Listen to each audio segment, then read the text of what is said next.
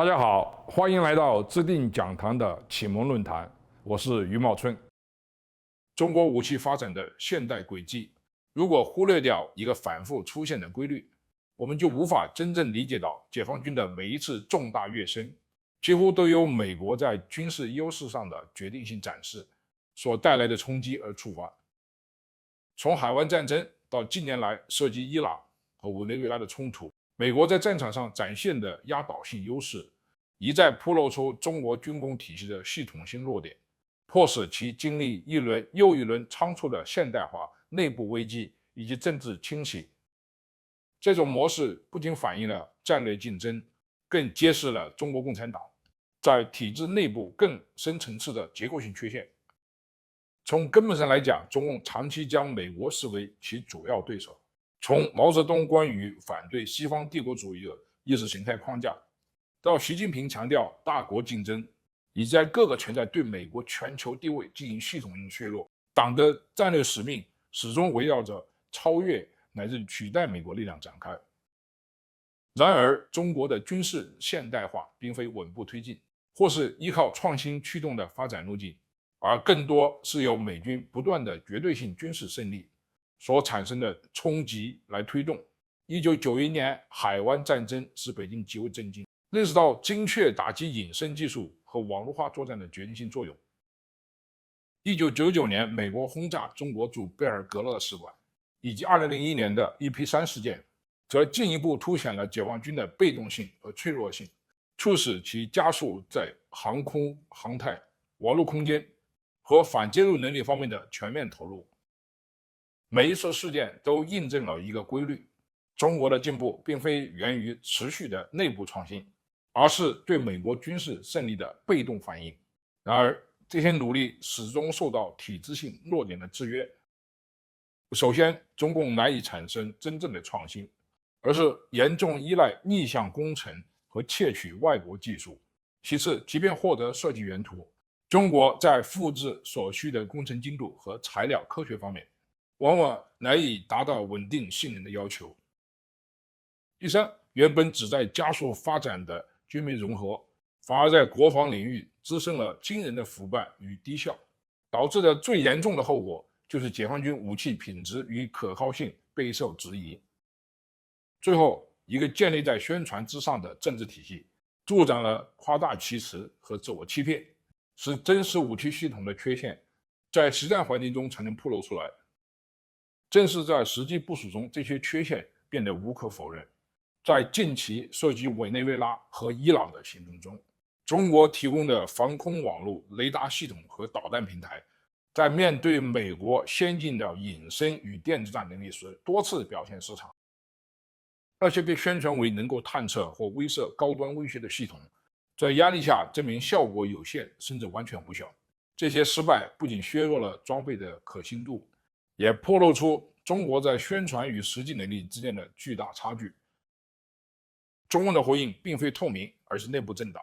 與其反思結構性問題，最高決策人選擇在軍隊高層和國防科研體系中展開大規模清洗。自1月初美國在委內瑞拉幾近完美的軍事行動之後，大量解放軍高級將領被消失，包括最高層級的指揮人物。出席重大政治会議的軍隊領袖人數大幅減少。3月初的兩會期間，26名上将中僅有6人能公開現身，顯示出軍隊內部極其嚴重的動盪。在中央軍委的6名軍方成員中，已有4人佔2%，在近幾個月內被清洗。一連串的清洗還蔓延至中國武器研發體系的科研與工業核心。自1月美國在委內瑞拉行動以來，與航母建造、先進戰機設計、雷達系統、防空導彈及戰略武器等重大專案相關的關鍵人物紛紛從公眾視野中消失或被剝奪地位，其中包括歼10與殲20等先進戰機的主要設計師楊偉，解放軍首席雷達與反隱身專家吳曼青，防空導彈領域高級專家魏一銀，以及先進核武器設計的重要人物趙向根。這些人都是中國國防創新體系中的關鍵人物。類似情況還有說時起。這些突如其來的消失並非孤立事件，而更像是對中國軍事現代化技術領導時的一次系統性拆解。與此同時，國防工業領域也出現了高調的司法案件。上周三，原中國航空工業集团董事長譚瑞松因腐敗與瀆職被判處死刑。該集團是中國大多數作戰飛機的主要生產者。這一案件凸顯了政治與經濟刺激下的雙軌體制，如何扭曲武器研發過程，削弱其效率與可靠性。此外，一些關鍵科研領域的頂尖科學家也接連離奇死亡。許多參與高超音速武器與先進空氣動力學等中國新一代武器的核心領域，且仍在工作旺盛年紀的科學家近期突然去世，其中包括中國2位最重要的高超音速武器研究專家，68歲的方岱林和57歲的嚴红。他們是王源因不透明引發了外界猜測，也凸顯出中國國防科研體系中高度封閉且高壓的環境。這些發展共同指向一個更深層的問題：中共體制無法公開承認失敗。